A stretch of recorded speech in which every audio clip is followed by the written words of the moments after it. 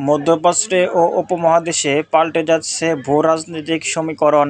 নতুন কৌশল ও চ্যালেঞ্জ মোকাবেলায় পাকিস্তান, সৌদি আরব ও ইরাক মিলে গঠন হতে যাচ্ছে একটি আঞ্চলিক নিরাপত্তা ও সহযোগিতা জোট, যেখানে তারা ইরানকেও পাশে চায়। সূত্র বলেছে, এই জোটের লক্ষ্য ইসলামী দেশগুলোর মধ্যে ঐক্য প্রতিষ্ঠা, অভ্যন্তরীণ সংকট সমাধানে পারস্পরিক সহায়তা, বাইরের আগ্রাসী হস্তক্ষেপ রোধে প্রতিরক্ষা প্রস্তুতি, ডলার নির্ভরতা কমিয়ে আর্থিক স্বাধীনতা অর্জন।